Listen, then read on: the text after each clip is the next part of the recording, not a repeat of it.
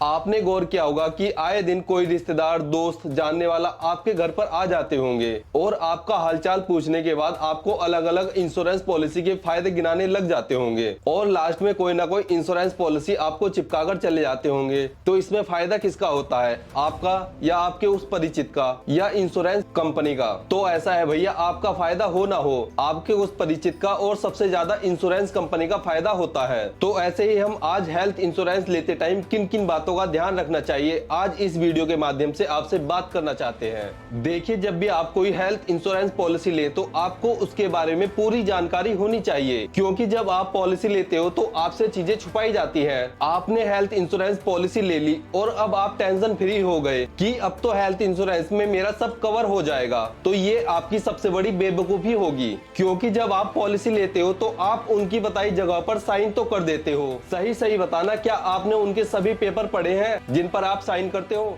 अब आप कहोगे कि 30-40 पेपर की टर्म्स एंड कंडीशन होती है, इन्हें पढ़ने में तो 1 से 2 दिन का टाइम चला जाएगा। आपकी बात भी सही है, लेकिन यही आपकी सबसे बड़ी गलती भी होती है, क्योंकि इंश्योरेंस पॉलिसी वाले एजेंट ने जहां जहां आपको बताया आपने वहां साइन तो कर दिए, बट जब आप हॉस्पिटलाइजेशन के टाइम पर क्लेम फाइल करोगे तो आपका वह क्लेम रिजेक्ट कर दिया जाएगा, बिकॉज जो आपका ट्रीटमेंट है वह आपकी पॉलिसी में कवर्ड ही नहीं है। आपको लगेगा आपके साथ धोखा हुआ है, जो वास्तव में हुआ है, पर आप प्रूफ कैसे करोगे? और कुछ केस में देखा गया है कि आपका क्लेम बनता भी है, आपकी पॉलिसी में कवर्ड भी होता है, पर कुछ कंपनी और उनके एम्प्लॉइज आपके बुरे वक्त में आपको धमकी दे देते हैं, अगर आप में दम हो तो आप पैसा निकलवा लो। बट बाद में जब ये केस पुलिस, कोर्ट और सोशल मीडिया पर जाते हैं तो कुछ केस में पैसा मिल भी जाता है, पर सभी केस में ऐसा बिल्कुल नहीं होता है। देखिए, हेल्थ इंश्योरेंस लेना आपके लिए बहुत जरूरी है, बट पॉलिसी लेकर बैठ जाना और यह उम्मीद करना कि सब ठीक है, दिस इज वेरी रॉन्ग। इसलिए आपको जागरूकता की जरूरत है। तो दोस्तों, हम आज बात करने वाले हैं कि हेल्थ इंश्योरेंस लेते टाइम किन किन बातों का ध्यान रखना चाहिए ताकि आप अपनी हेल्थ इंश्योरेंस का पूरा बेनिफिट ले सकें। चलिए इस वीडियो के माध्यम से एक एक पॉइंट को समझते हैं।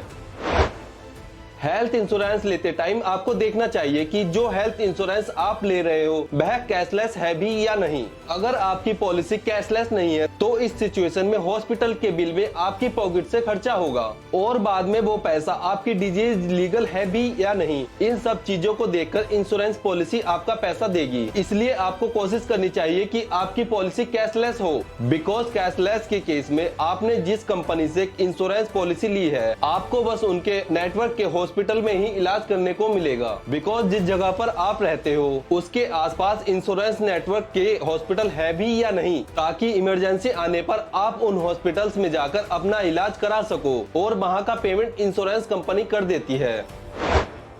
आपको अपनी हेल्थ इंश्योरेंस पॉलिसी में प्री एंड पोस्ट हॉस्पिटलाइजेशन है भी या नहीं, यह भी चेक कर लेना चाहिए। यह बहुत ही जरूरी पॉइंट है। आपने अपना ट्रीटमेंट कराकर इंश्योरेंस कंपनी से पैसा तो जमा करा दिया, बट ट्रीटमेंट से पहले और बाद के भी बहुत सारे खर्चे होते हैं, बहुत सारे टेस्ट होते हैं, कंसल्टेशन फी होती है, कुछ केसेस में डॉक्टर्स फिजियोथेरेपी भी करते हैं। इन सबको भी चेक कर लेना चाहिए।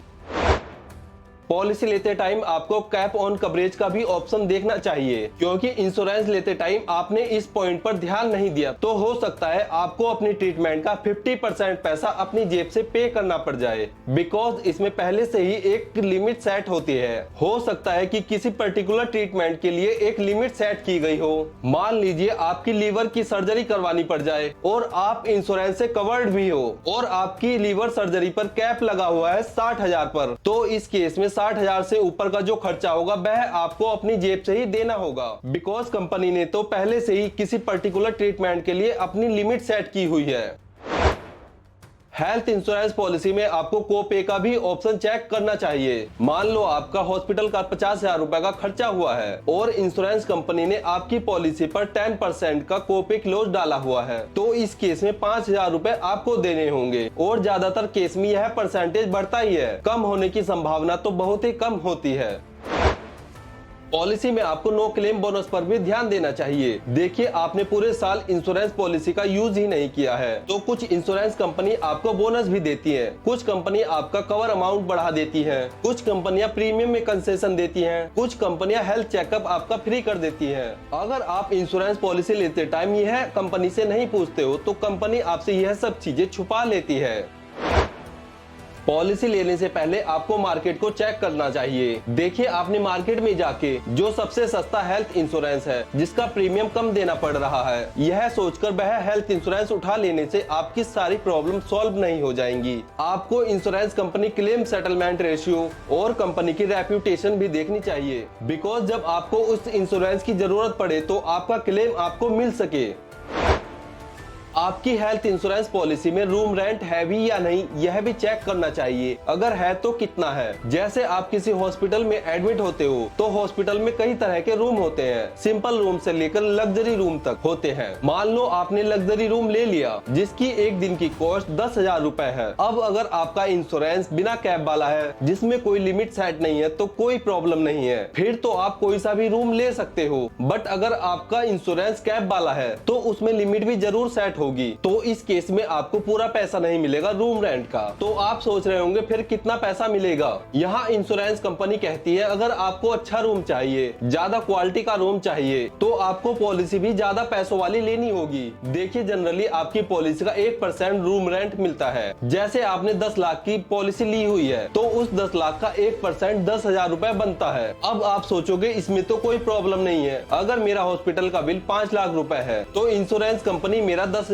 रुपए रूम रेंट भी तो दे रही है, तो क्यों ना मैं और एक्स्ट्रा पैसे डालकर और बढ़िया रूम ले लूं। तो देखिए ऐसा है, कुछ इंश्योरेंस कंपनी आपका पूरा इंश्योरेंस लिंक कर देती है आपके रूम रेंट से। मतलब अगर आपने हॉस्पिटल में रूम लिया है 20,000 रुपए का और आपकी इंश्योरेंस पॉलिसी के हिसाब से आपका रूम रेंट बनता है 10,000 रुपए, तो इसका मतलब ये हुआ कि आपकी इंश्योरेंस कंपनी आपके रूम रेंट का 50% दे रही है, बाकी का आपको देना होगा। और रूम रेंट से लिंक करने का मतलब है जो आपके पूरे हॉस्पिटल का बिल होगा, दवाई से लेकर पूरे इलाज का, हर चीज में इंश्योरेंस कंपनी आपको 50% का ही पे करेगी। तो आपको पॉलिसी लेते टाइम पर चेक करना चाहिए कि आपकी पॉलिसी आपके रूम रेंट से लिंक तो नहीं है।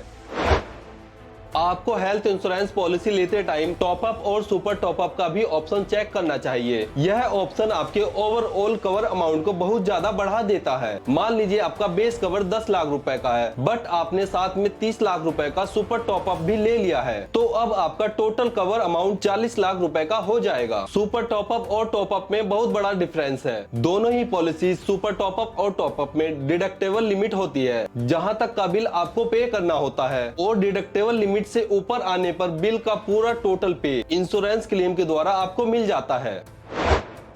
हेल्थ इंश्योरेंस पॉलिसी लेते टाइम आपको एम्बुलेंस फी के बारे में भी जान लेना चाहिए, बिकॉज प्रीमियम पॉलिसी में एम्बुलेंस की फी भी आपको मिलती है। दोस्तों जितने भी पॉइंट आपको ऊपर बताए हैं, आपको इन सभी को अच्छे से समझना चाहिए और इंश्योरेंस पॉलिसी की टर्म एंड कंडीशन को अच्छे से पढ़कर ही आपको इंश्योरेंस पॉलिसी लेनी चाहिए। हो सकता है कि ये सभी चीजें आपको एक पॉलिसी के अंदर ना मिले, पर आपको कोशिश करने की ज्यादा से ज्यादा चीजें आपकी पॉलिसी में कवर हो। तो मिलते हैं नेक्स्ट वीडियो में। धन्यवाद।